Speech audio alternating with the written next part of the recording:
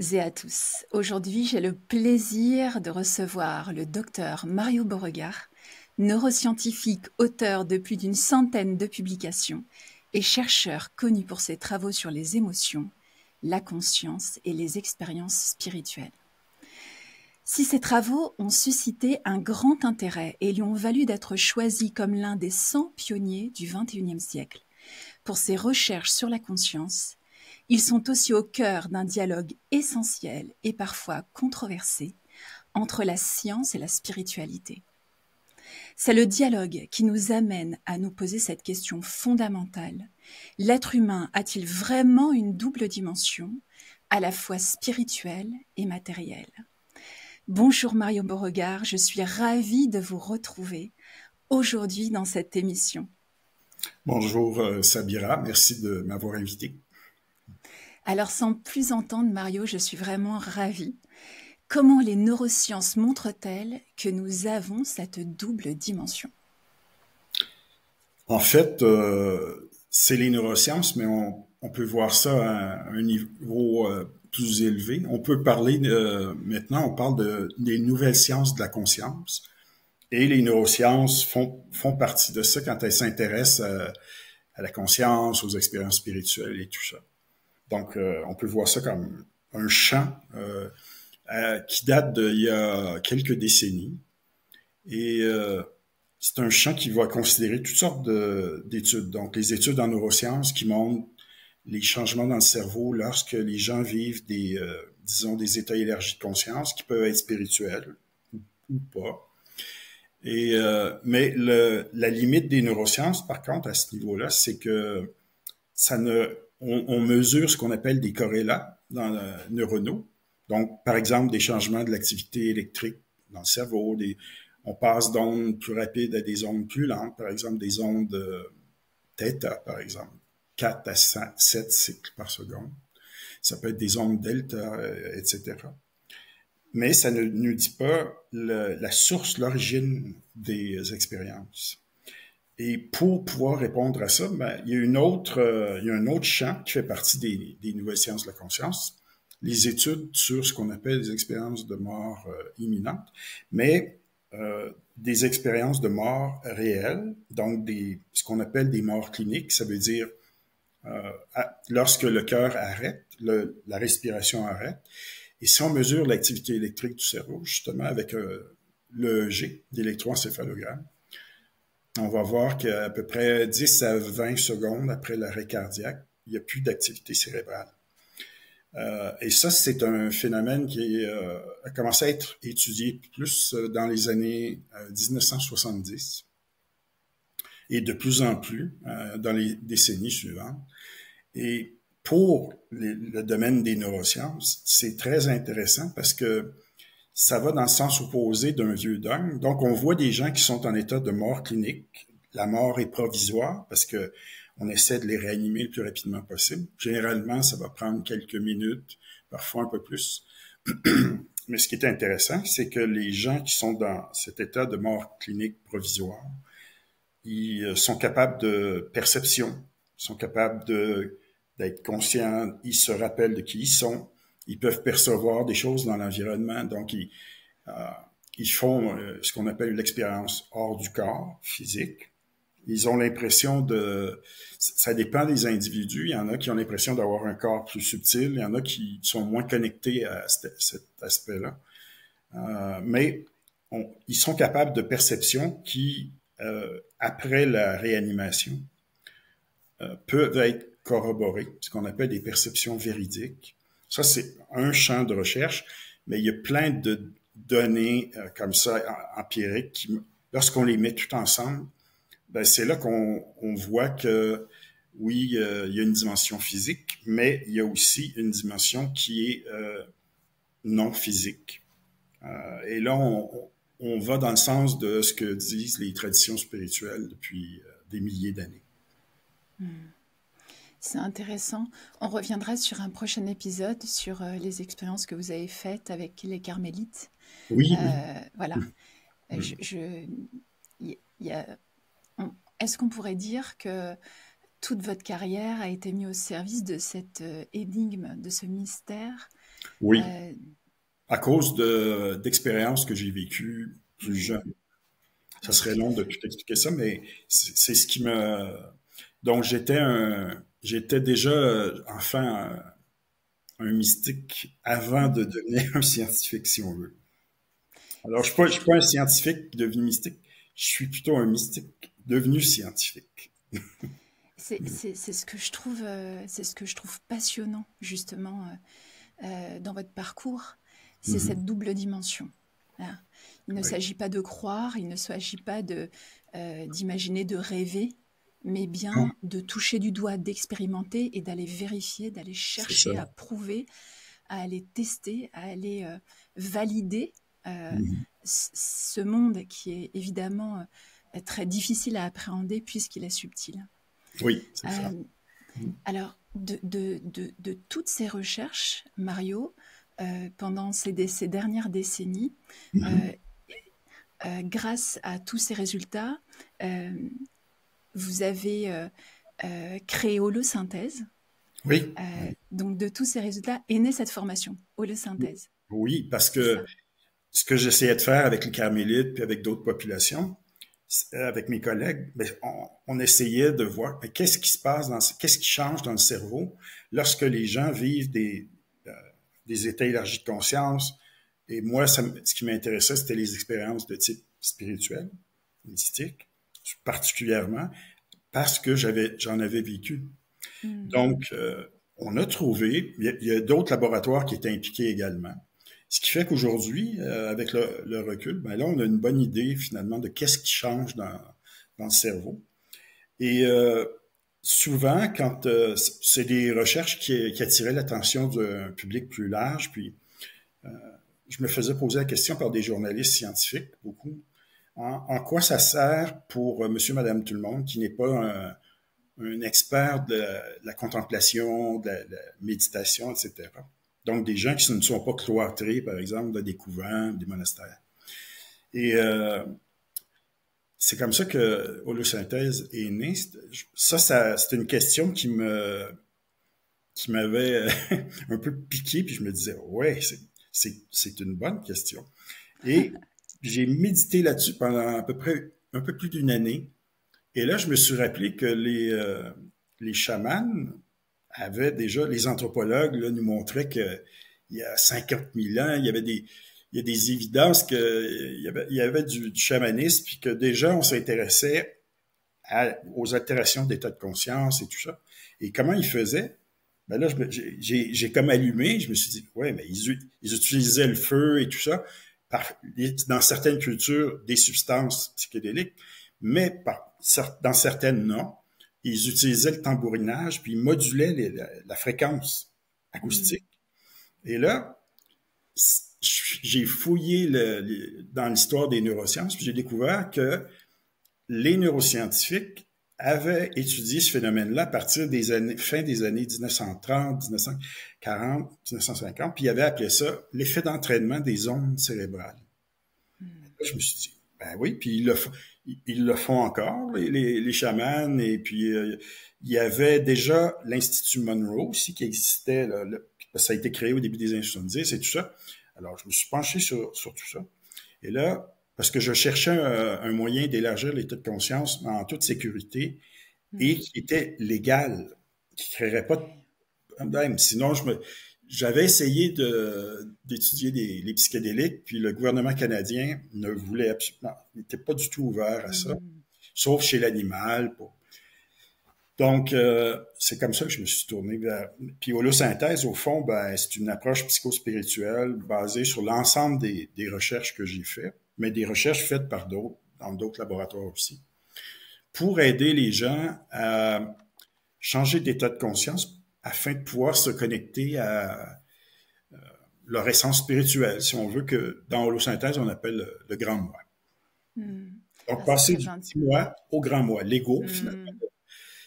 à un moi plus grand. C'est ça, pour résumer. Mm. C'est très intéressant. Si vous me dites si vous êtes d'accord, mais ce que j'entends, c'est que finalement, cette quête en tant qu'être humain, votre expérience associée à, à vos résultats de recherche vous ont permis de découvrir que nous avons en tant qu'être humain une double dimension. Oui. Et finalement, j'entends l'intention aussi qui vous a poussé à créer Holosynthèse, c'est-à-dire que sur la base de vos recherches, de vos études, de l'étude des chamans, etc., et de beaucoup d'éléments, finalement, vous avez compris qu'il y avait des leviers qui permettaient cet état élargi de conscience. Exactement. Et ce que j'entends aussi, c'est l'intention. Cette intention de permettre à tous les êtres humains qui le souhaitent d'accéder à cet état modifié de conscience, c'est-à-dire de passer du petit moi qu'on pourrait... comment vous expliqueriez le concept de petit moi et de grand moi, justement?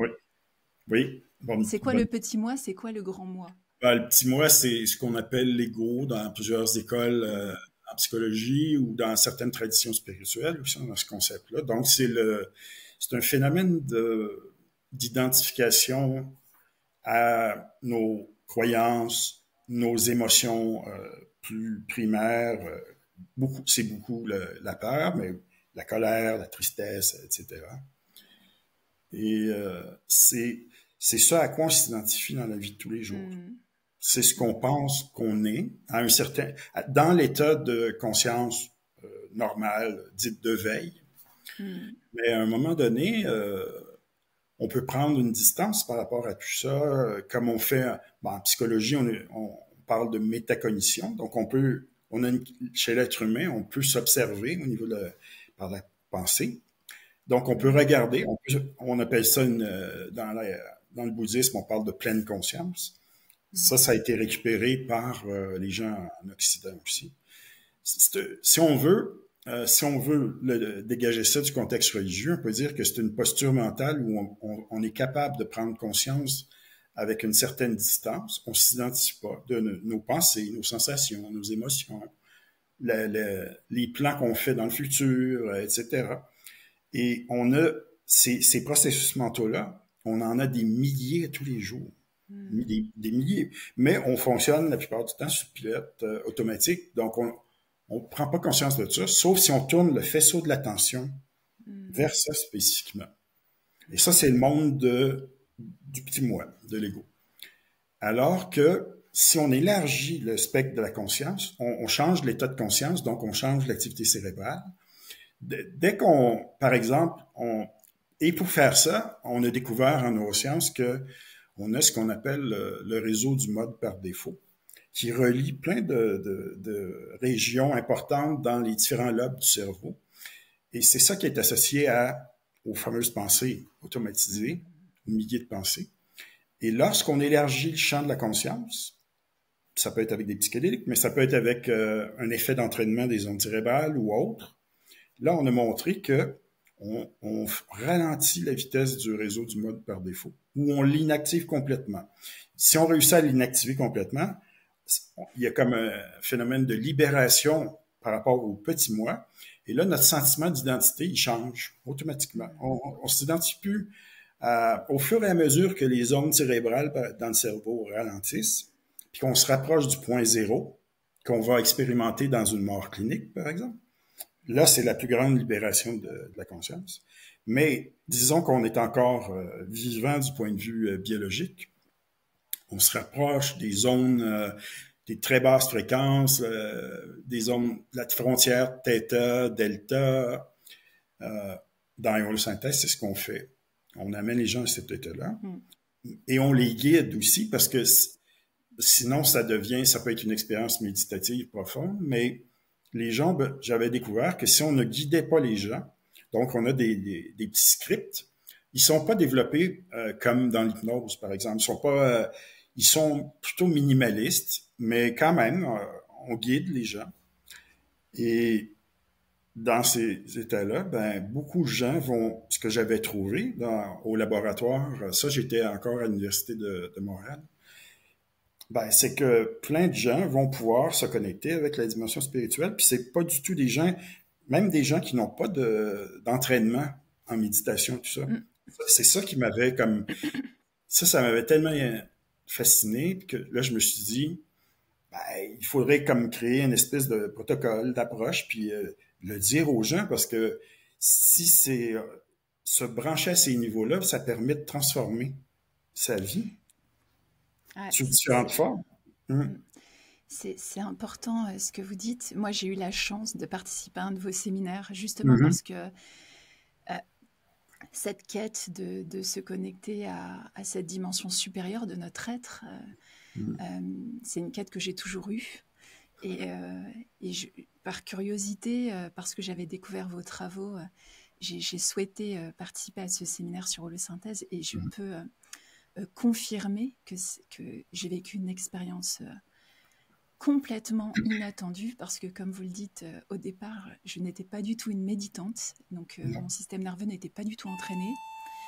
Malgré tout, j'ai vécu une expérience incroyable qui m'a permis vraiment d'accéder à une toute autre dimension de mon être.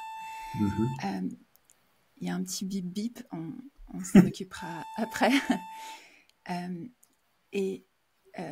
J'évoquerai un peu plus cette expérience lors de mon prochain épisode solo, parce que là, on a un temps imparti et je veux absolument profiter de ce temps pour vous questionner.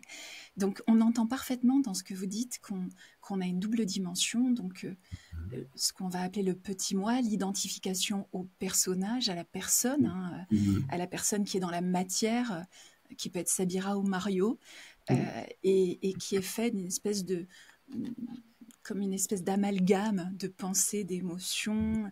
Il y a tout un tissu qui permet cette réalité-là. Et en effet, plus on ralentit nos ondes cérébrales, ça c'est mon expérience, et plus on peut expérimenter une conscience qu'on pourrait dire d'une certaine façon libérée, expansée. Oui. Et ça c'est vraiment assez extraordinaire. Parce que c'est aussi un espace, et on approfondira ça peut-être lors d'autres émissions. Pourquoi c'est important? Parce que c'est aussi un espace où on a accès à un champ d'information qui est juste... qui dépasse notre entendement, qui est merveilleux, tellement précieux pour nous guider dans notre vie. Enfin, c'est aussi mon expérience. Et c'est aussi pour ça que je voulais vous inviter, partager ce récit et ces partages, parce que tous les êtres humains peuvent accéder à cette part beaucoup plus grande, beaucoup plus riche, beaucoup plus intelligente, complète de leur être. Donc j'en viens à ma dernière question parce que le temps tourne. Oui. Comment cette démarche permet-elle de transformer notre relation à nous-mêmes et de dépasser les limites du petit moi? Et la question c'est: comment appliquer ça dans sa vie? Comment cette démarche peut nous permettre, comment on peut finalement, avant peut-être d'aller vers cette méthode holosynthèse, qu'est-ce qui permet, Mario, dans notre petite maison, de pouvoir commencer à s'entraîner pour aller vers ces états de conscience expansés? Première étape, ce qui peut être très utile, qu'on retrouve aussi dans certains exercices pratiques dans holosynthèse, parce que l'holosynthèse, c'est un modèle, il y a un modèle théorique qui est présenté, mais il y a aussi plein d'exercices pratiques. C'est de prendre conscience de nos patterns, par exemple, au niveau... Et là, dans l'holosynthèse, on regarde les différents aspects de la vie. Donc, il y a la dimension des émotions, il y a nos croyances, et on travaille surtout par rapport aux croyances qu'on appelle limitantes, donc les croyances qu'on a héritées ça peut être de nos parents, nos éducateurs, ça peut être de la société à travers les réseaux sociaux, la télévision, les médias de façon générale, à travers, ça peut être la religion, différentes structures, la politique, etc. Et donc, il y a une première démarche qui est une conscientisation de tout ça. Tout ce qui fait partie de... Tantôt, vous parliez du personnage, le petit moi, qui on est à ce niveau-là. Donc, et ça, on peut faire ça consciemment, mais j'ai développé des outils pour aider. Par exemple, on peut, pour accroître l'acuité de notre conscience, la prise de conscience et tout ça, les ondes gamma.